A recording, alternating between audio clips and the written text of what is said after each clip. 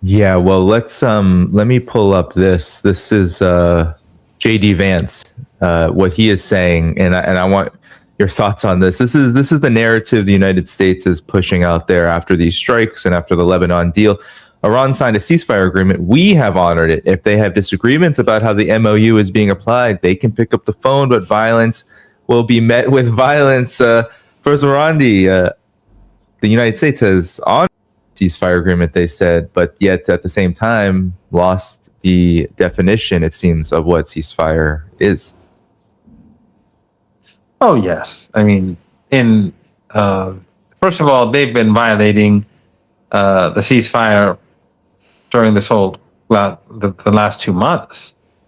They've on many occasions, as you and I've discussed in the past, they've bombed Iranian islands, the Iranian mainland, and on every occasion the Iranians retaliated. And of course, in Lebanon, you saw genocide unfold and ethnic cleansing and mass slaughter and mass and systematic destruction. That wasn't a problem for him. And as we speak, it is going on in Gaza too. The Holocaust there continues, and that is also part of the agreement. Gaza isn't named, but it says a regional end to this violence. So the Americans are violating as I said earlier, the MOU at multiple levels, and they started this war. They waged war against the Iranian people, unprovoked, illegal. So for them to talk about Iran violating the ceasefire, that's a bit too much. Iran warned a ship not to travel without coordinating with Iran through the Strait of Hormuz. That is not a violation of the ceasefire. And that ship refused to abide by orders from the Navy, and it was hit. So Iran did not strike the United States, for the United States to strike Iran.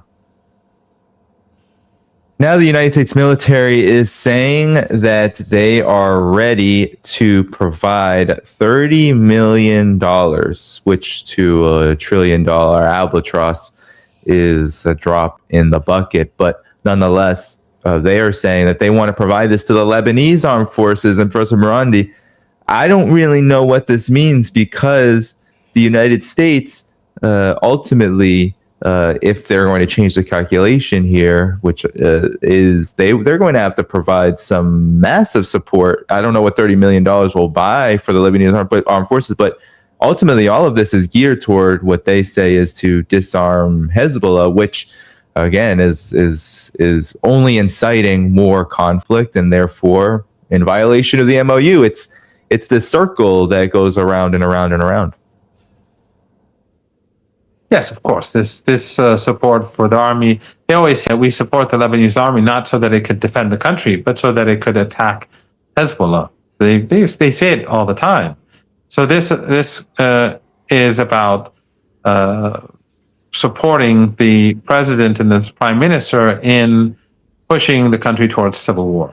But again, I find it difficult to imagine that it actually happens, and if it does, that it succeeds.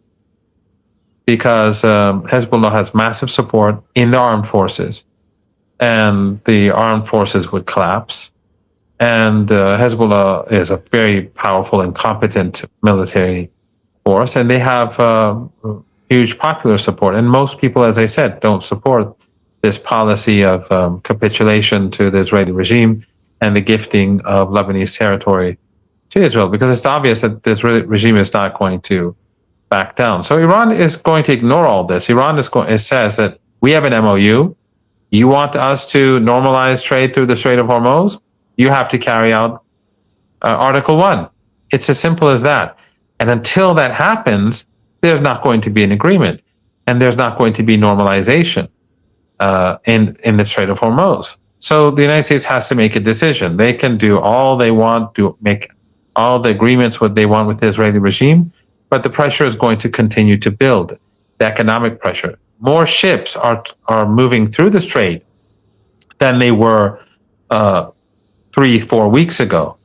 But the shortages across the world continue to grow. at a slower pace, but they continue to grow. And therefore, the United States is by no means out of the woods. And Iran knows that. And until Article 1 is implemented, that's how it's going to be. So what Iran, and I should just add this, what Iran is pushing, and what it has been pushing for the last almost 4 months now, is that it's trying to drive a wedge between the United States and the Israeli regime, trying to push the United States towards economic crisis, so that it ultimately has to prioritize its own interests over that of the Israeli regime, because it's always Israel first. And now the Israelis want one thing, but the Americans see that if they follow the Israeli regime's lead, that it will be devastating for their own economy. That's why they signed the MOU in the first place. That's why they gave all those concessions to Iran. They didn't do it willingly. And the Iranians know quite well that even after they signed it, the MOU, there was no intention by the Americans to carry it out, as we discussed earlier. They've been constantly trying to undermine the MOU. But the Iranians are going to remain steadfast, and they will make sure that until all of its demands are met, some have been met. The U.S. has lifted the siege. A disproportionate amount of the oil that's been exported from the Persian Gulf during the last since the signing of the agreement of the MOU has been Iranian oil. Yeah. Huge amounts of Iranian oil. So Iran has been able to make up for a lot of lost exports. But so they've lifted the siege. They've lifted the sanctions on the Iranian energy sector, officially at least. Well, I don't know if it's being actually implemented. They've spoken about releasing Iranian assets. I don't know how far that's gone, but they clearly have not implemented the deal. And of course, the issue of Lebanon is the first article. And until it happens, there won't be an agreement. And so the trade through the Strait of Hormuz is going to continue to be much less than it should be. Well, Professor Marandi, I think it's a good time now to ask you about some narratives I've noticed as these strikes have reemerged, and as the MOU builds on days and now weeks of its signing.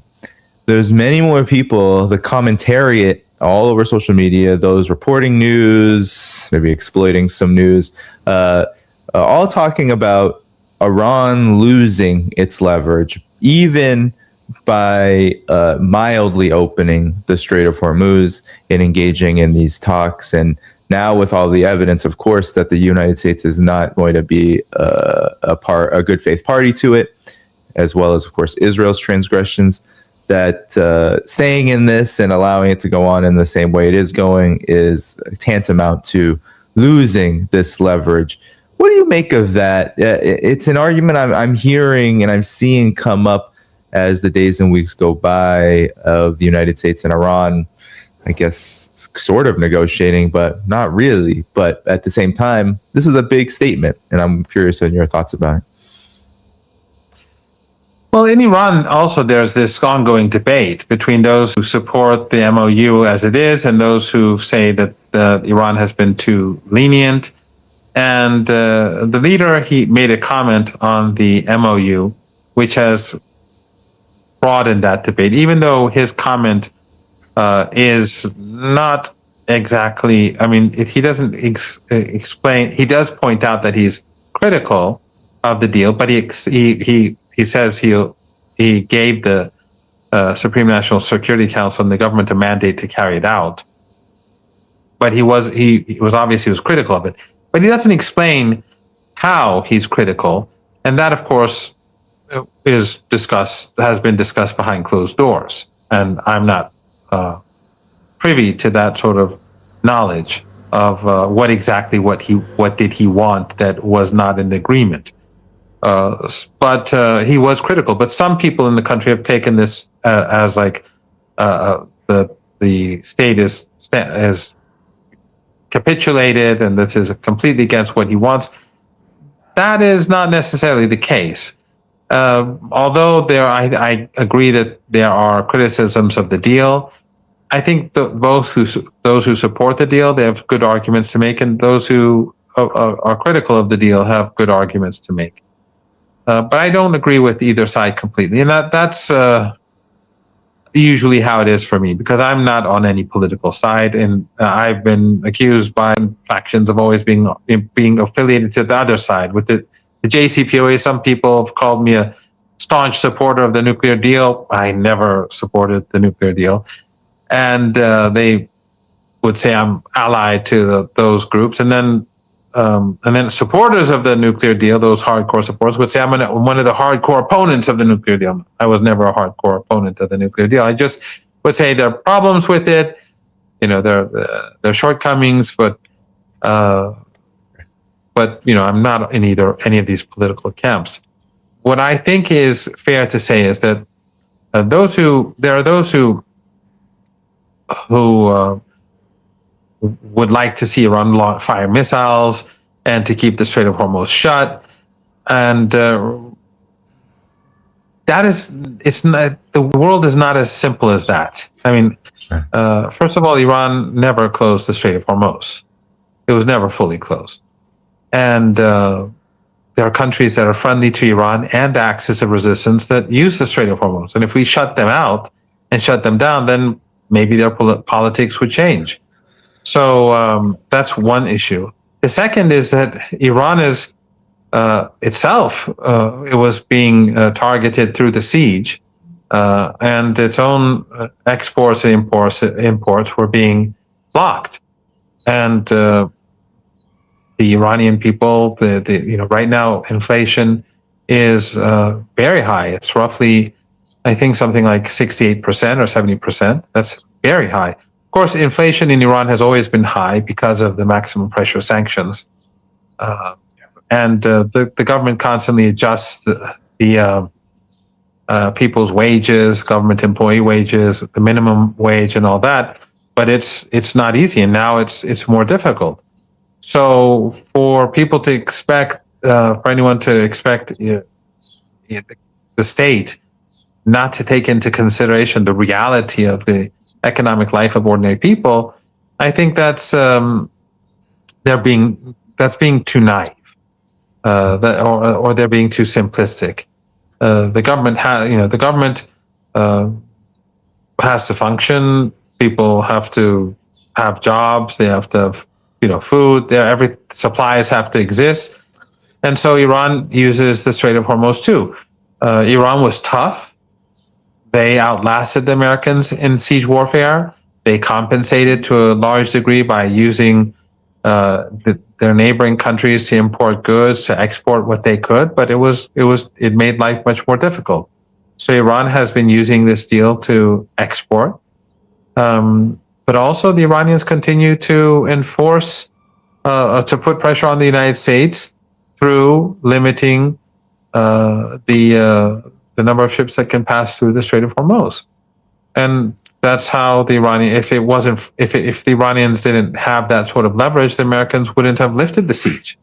If Iran didn't have that leverage, the Americans wouldn't have conceded to accepting the sovereignty of Lebanon, and so on, and to ending the war across the region. And so on the one hand, you have to keep this in mind, that Iran has friends, countries like China, and other countries that import from and export to the region, but import from the region. They can't just ignore them. They're friends of Iran, and as I said, the Iranians themselves have to continue to keep the economy afloat in order to be able to resist, in order to help the resistance in Lebanon, in order to help. It's not, they get support from Iran, we all know that, in order to help Yemen protect itself, in order to help Gaza. It's not as if the resistance in Gaza does not receive, support from thin air. It comes from somewhere. So developing those tunnels and put defense capabilities against further Israeli aggression, all of this costs money. So at the negotiating table, the United States conceded a lot. Is this an ideal situation? Definitely not. Am I a fan of this agreement? No. But in general, what I try to do is not to take sides, because when I'm speaking to yourself and others, I'm trying to defend what I think is the people on the right side of history, those who are doing the right thing. And I believe that Iran, in the axis of resistance, has been doing that. And so, if I don't agree with a particular thing that the president said, or a position taken by the chief negotiator, or a critic of the president, or a critic of the chief negotiator, if I don't take a position on that, I think it's because it's not my responsibility. I don't think people outside of Iran really care too much about the details to that degree, for their what is important is the fundamental differences that are taking place, that exist between Iran, the United States, the Israeli regime, and then once that is established, we can go into the details about what's going on in Iran. Why is one set of people opposed to the deal? I mean, and why are some supporting the deal? But let me give you a personal example. This was not so long ago. I was speaking with two of my students, or two students. They're not my students, but two students who came to my office, and then a colleague came and said that you need to do a deal, as if I'm a negotiator. You need to do a deal. The economic situation is difficult, and you have to, don't be so harsh, and try to, find some solution with the Americans. I said, look, I'm not a negotiator. I'm not a decision maker. And he left. And then literally 40 minutes later, I don't know, an hour later, or 30 minutes later, another colleague, and those two students were still in the room talking about something completely different, just university stuff. And then this professor was saying, why are you conceding so much? Why the Americans, if you keep going down this path, the Americans are going to give nothing, and then they're going to come back for more war. And again, I said that, look, I'm not a negotiator. I'm not a decision maker. So both, different sides make these critiques and assume that I'm involved. But I think that on the whole, while there are problems with this